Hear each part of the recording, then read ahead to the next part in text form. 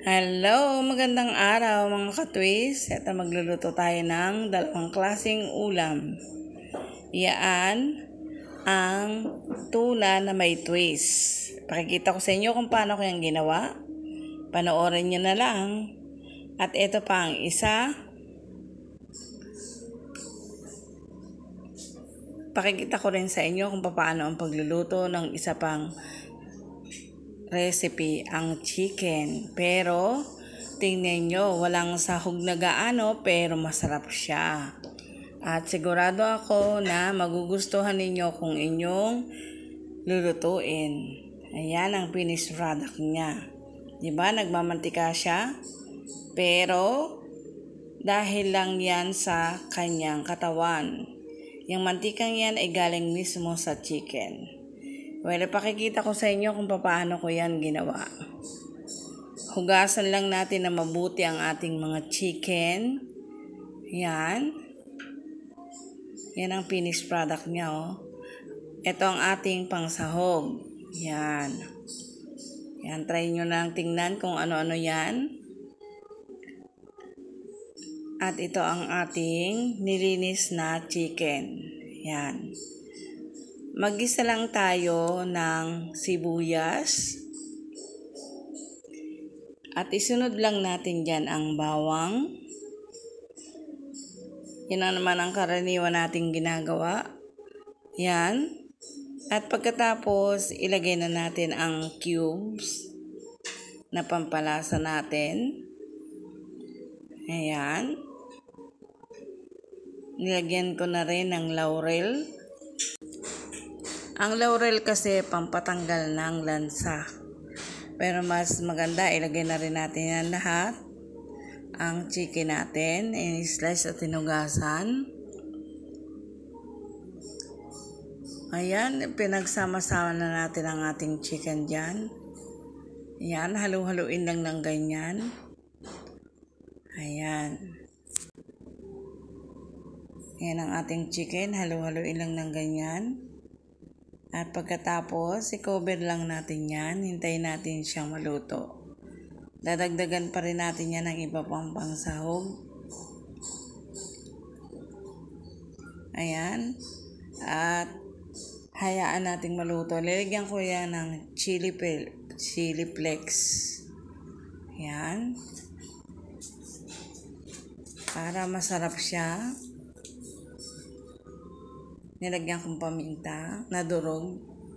Kasi gusto ko pampalasa.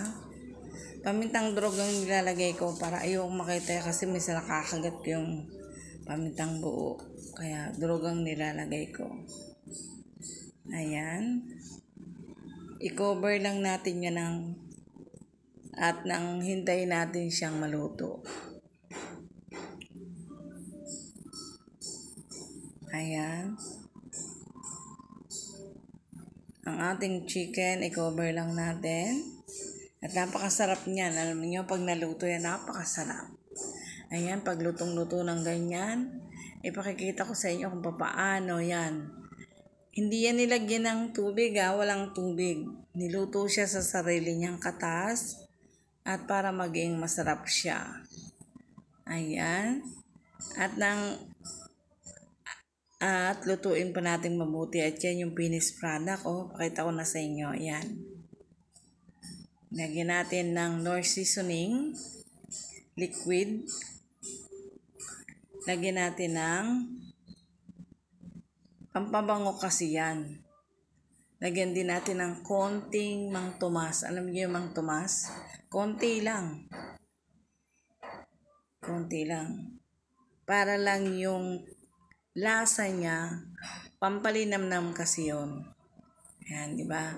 Malamis-namis, maasim-asim, may konti. Ganun lang ko, pero konti lang. Mga 2 spoon lang ilalagay nyo sa isang buong manok, di ba? O, yan.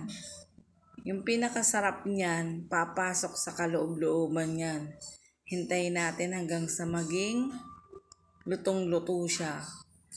Para pumasok ng panlasa dun sa kanyang mga chicken. Ayan, at ito na ang kanyang finished product. O, di ba?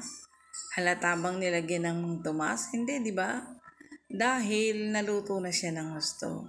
Pumasok na sa kaloob-looban nung manok. Kapag tinikman, iisipin nila anong nilagay dyan. Kasi napakasarap niya. Di ba? Yan ang finished product ng ating chicken. Sinangkot siya lang yan. Ito naman ang ating isda. Nilagyan ko ng santol. Alam niyo yung santol? Yan ang pangpaasim kong gagawin. Ayan. Yan ang ating santol. Hiniwa-hiwa ko ng maliliit. At pagkatapos, inilagay ko ang mga isda. Yan. Ilagay lang natin yung isda natin ng ganyan. I-arrange lang natin.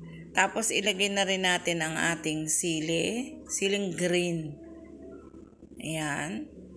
Nilagyan ko na rin siya ng paminta, kamatis, at kailangan natin siyang lagyan ng konting tubig. Ayan. Para yung lasa ng santol natin mapasok sa tubig, sa isda. Ayan, ilagay na natin yung talong. Pagsamasamahin na natin. Kasi pag naluto naman yan, halos sabay-sabay okay lang. Ilagay na natin ang ating mga talong. Kasi gusto ko may gulay. Ayan. At ilalagay na natin ang talbos ng kamote.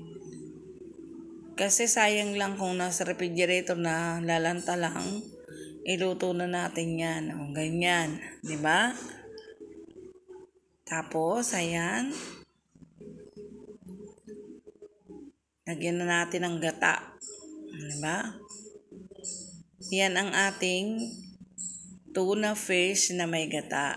Ayan, nilagyan ko ng iba't ibang klase ng gulay. Kaya lang ginamit kong pampaasim sa kanya is santol.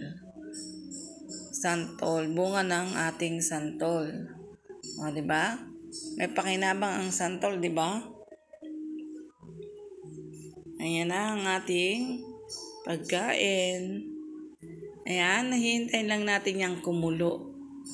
Kailangan kulong-kulo siya para masarap ang pagkakaluto. Pumasok yung lasa doon sa ating mga gulay, sa ating isda, at para maging masarap.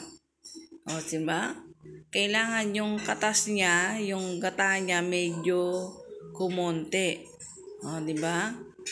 Magiging napaka-creamy niya. Diba? Ayan yung tuna natin. At ayan, halu-haluin lang ng ganyan. Paikot-ikutin lang. Huwag masyadong halo kasi madudurog ang ating isda. Yan. Kailangan ganyan lang yan. Tikman na lang natin.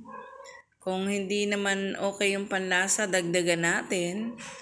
Kung tama na yung panglasa, sige, okay na yan. Ayan yung ating kamatis. Ayan din yung ating santol. Ayan. At napakasarap na yan. Alam nyo, sa tanghalian na ganyan, napakasarap. Lalo ngayon, noong panahon, medyo malamig. Masarap yan. May gata, maanghang-anghang. Hindi ko pinuputol yung sili kasi ayaw nila na maanghang. Ayan yung ating santol. Ako lang kumakain, kaya ako na lang kumakain ng sili. Diba? Mas masarap na ganyan yan.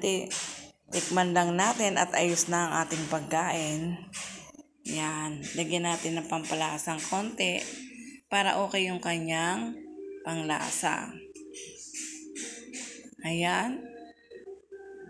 At pagkatapos natin na gawin yan, pwede na tayong kumain. Lagyan natin ng konting asin. Parang matabang. Diba? Ayan. Diba? Paubos na yung kanyang katas. Ayan ang kanyang finished product. Diba? Napakasarap na isda. Pwede natin kainin. Thank you for watching.